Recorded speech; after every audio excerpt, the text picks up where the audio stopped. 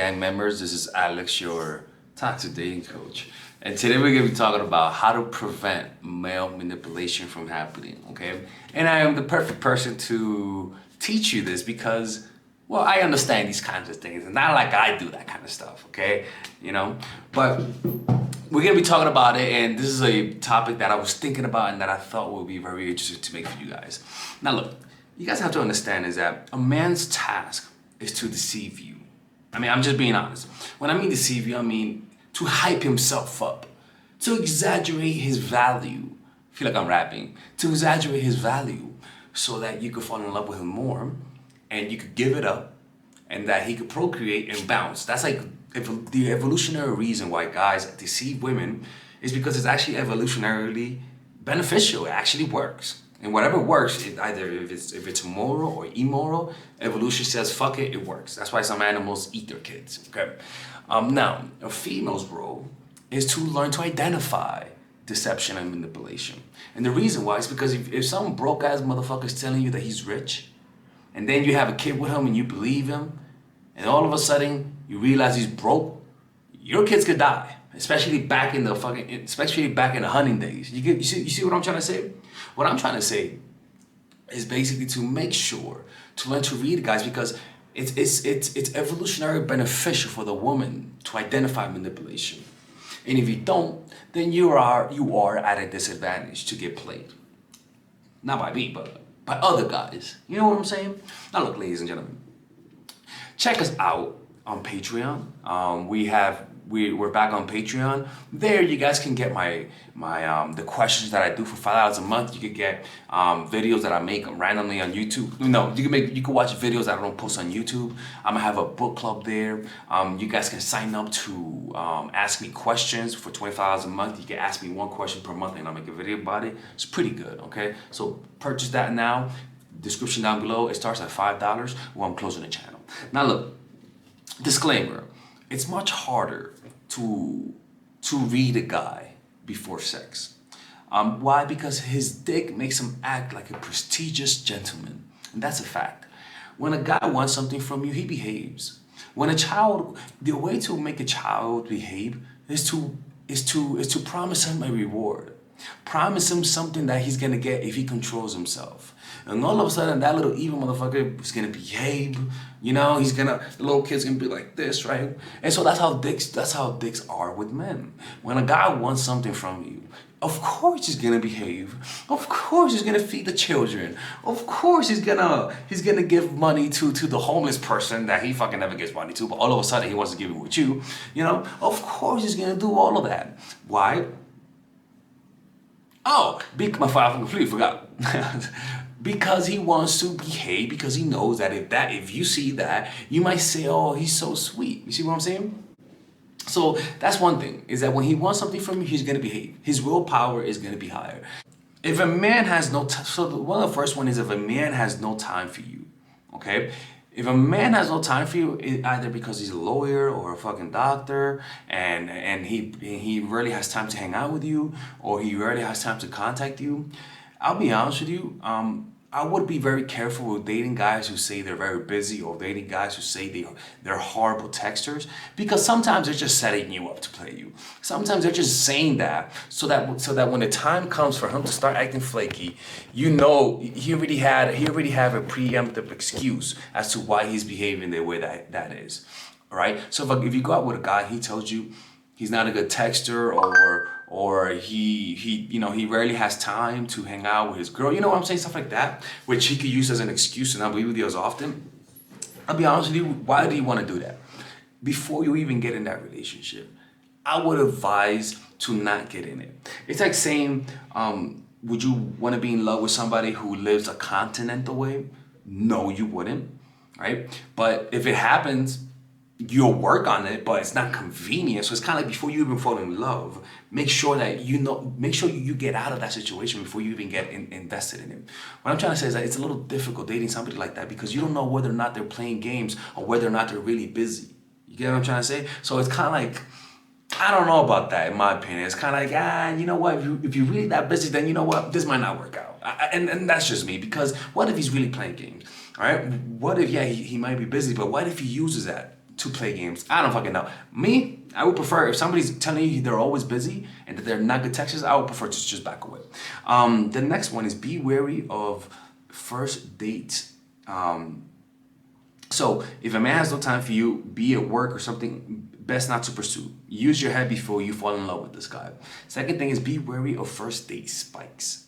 Calm down and pull back because it could be a projection. Whenever you have a first date with somebody and it's going perfect and you feel that connection, right? And you feel like you can see him, look, man, it's okay to feel those things in the moment, but I would just highly recommend that you just pull back and because it takes a while to actually like somebody. You get what I'm trying to say? And it could be a projection. It could be just your emotions. Maybe he reminds you of somebody in the past and you think is really him, when in reality it has nothing to do with him. So if it's a really good first date, just take it a little slower. You know what I'm saying? Don't get too excited. Pull back so that because sometimes the chemistry you feel is only one way. Sometimes the chemistry you feel, he doesn't feel it. But because you love what you feel, because those emotions are so intense, you sort of assume that he also feels that. You know, so if you're having a perfect first date, don't control your projections, control your imagination, stop seeing him in the fucking in getting married with him, and say pull back and become a little rational and say, okay, this is only one date, this might not work out. Let me lower my expectations. Why? Because if you actually start to buy into what you see in your head, you could easily get manipulated. A guy could see that, you know, and because you're so easy, he'll either one get turned off or two see you as an easy target to play. You know, so even if you like him, don't show it, lower it. Don't wear your heart in your sleeve. It's not a good idea. It sounds romantic, but in practicality, you open yourself up to get played by some people. Another thing is look for one-sidedness. It can be too angelic, too good, too masculine, and expect the opposite. So if a guy comes across as an angel type of person, expect the opposite. Expect the shadow side that's not really angelic. If a guy comes across as, you know, it's kind of like I always say, it's kind of like if you see a woman who's acting, who's always partying, going now, party, having fucking fun, what's the opposite? Depressed, for the most part, right? If you see a guy that's super masculine and, you know, fucking masculine and all that bullshit, it's a guy who is not in touch with his feminine side, and in reality is insecure, right? If a guy looks too confident, too fucking confident, most likely he's insecure inside. So you gotta look for those things rather than looking at the person directly, and because people deceive you. You see what I'm saying? People try to do things temporarily to help you not see their real side, but people always slip up, and they slip up through little contradictions. Or they slip up through their one-sided nature because they try so hard to hide the other part. It's almost like one side is shining, and then there's this one side that is not shining. By just noticing that there's one big sided part about his personality, most likely that's the part that he's using to overcompensate, to hide what lies on the opposite side of that personality. You get what I'm trying to say? So that's one thing. Focus on contradictions. So it could be you have sex with him on the first date and he judges you for it, which makes no fucking sense, right? And some of those things, not all of them, right, are some of the ways that you avoid manipulation, right? Another thing that you could do is assume that things will not work out. Like I said earlier, it's simply to lower your expectations. Okay, it's all that, and always remember, you don't know people. Okay, you really don't know people. What you see for the first 1 or 2 dates is really not who they are. You can feel the chemistry, right? Because you guys are two human beings, and you can feel chemistry without really knowing somebody. You know what I'm saying? But to really know a person and to really believe who they are is what you're seeing in the moment. It's pretty shallow in terms of who you think humans are. Humans are very complex, and you can never really get a full a full impression of somebody with just one meeting, especially if you're already thinking he's the one for you, especially if you're already thinking by the first day you wanna cop this motherfucker, right? I mean, you wanna cop this guy.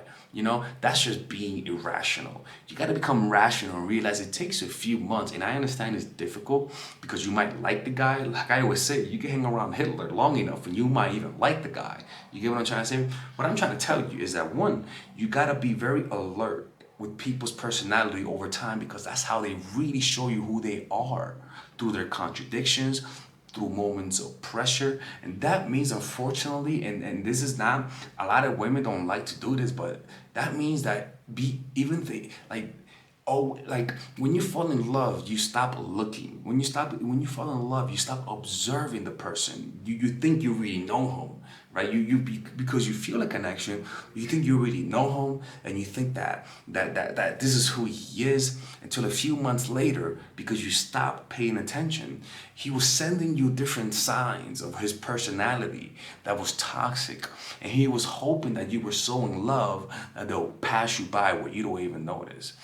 So you got to be careful with that. It's all about not putting your guard down, not putting your sword or shield, not even for a friend. It's not that you strike, but that you're ready to strike if they strike. Always expect, you see, the thing is that humans are unpredictable. And you never know what you're going to get. And unfortunately, when you project your emotions onto people, you begin to not see the person. You stop connecting with them. You stop noticing who they are, in fact, because you're just seeing a complete projection. And when you're somebody who wants love, who wants somebody to care for them in a desperate and intense way, you're gonna miss out on a lot of those things because you're inward. Your attention is inward. Your attention is not outward. You're not looking at the world. You're not really connecting. You're not observing. Back then, humans weren't so inward. They weren't always on their phone.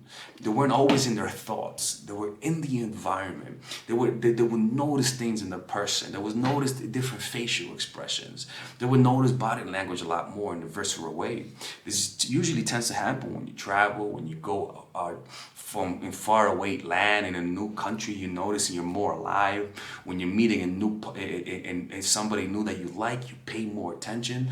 But what I want you to do is just to become more of an observer of people.